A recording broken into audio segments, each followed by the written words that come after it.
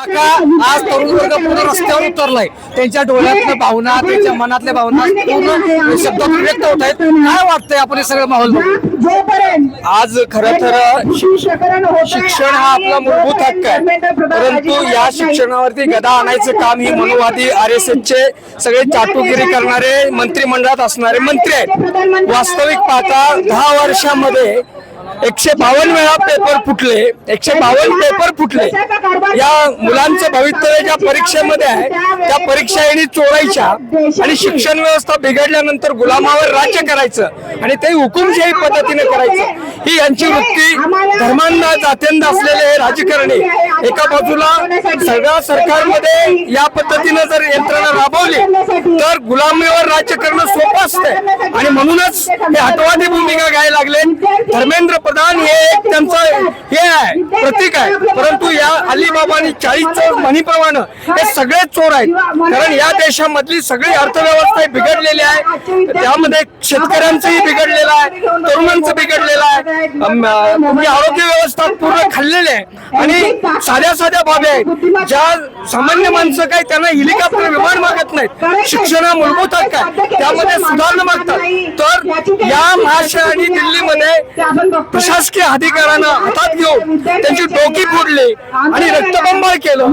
कदाचित ही बाब या 75 वर्षामध्ये पहिल्यांदा घडली आहे. स्वातंत्र्यानंतर अशा पद्धतीचा रक्तरंजित इतिहास कधी झाला नाही. आपण क्रांतिसिंह नाना पाटलांचा वारसा सांगतो. आपले जुने सहकारी मित्रांचं परवाचं वक्तव्य तुम्ही ऐकलं असेल. कसं बघताय त्या वक्तव्याकडे? कारण तरुणांना दहशतवादी संबोधलं गेलं अशी चर्चा आहे. खरं तर त्यांची लायकी नाही, त्यांची लायकी एवढीच आहे की चाटुगिरी करायची आणि आपल्याला आमदारकी आणि एखादं पद मिळतंय का बघायचं. वास्तविक पाहता त्यांचं रक्त शेतकऱ्याचं नाहीये, ते शेतकऱ्यांचं रक्त असतं तर हा जातीवंत सदा तसं बोलला नसता. आमच्यामध्ये गावगाड्यामध्ये एखादा वळू असतो, शेतकऱ्याने बैल पाळला की जर वळू झाला तर त्या वळूला शेतकरी कापतो. नाना पाटील नेहमी म्हणायचे अशा वळूंची जत्रा करूया. या सदा खोटेनं या विद्यार्थ्यांची, वाळवे तालुक्यातल्या समस्त जनतेची माफी मागितल्याशिवाय सदाला सुट्टी नाही, एवढा विचार.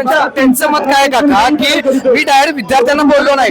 त्या विद्यार्थ्यांच्या आंदोलनामध्ये आंदोलन भरकडण्यासाठी काही आतंकवादी आलते, काही वेगवेगळ्या पक्षाची लोक आलते, त्यांना मी बोललो असं त्यांचं मत. अरे सदा मस्की नाटकं तुझी. तू शेतकऱ्याच्या आंदोलनामध्ये काय केलं हे माहिती आहे. वास्तवता कसं आहे की सुंब जळला तरी पीळ जळत नाही, ही तुमची वृत्ती आहे. तुम्ही ज्या RSSच्या ताटाखाली, ज्या भाजपच्या याच्याखाली वागतात तर त्यामध्ये तुम्ही ते त्यांचं काम करताय घरगाडी म्हणून. आणि तुम्ही आतंकवादी शिरलाही नव्हता की नव्हती, तुमच्या तोंडातून खरी भाषा आली आणि तुम्ही आम्हाला आतंकवादी म्हणला. वास्तविक तुमची आमदारपदी राहायची लायकी नाही, नाही आणि नाही. शेवटचा प्रश्न आहे, काय मागणी आहे तुमची होईल या विद्यार्थ्यांबाबतीत? काय मागणी आहे केंद्राकडे?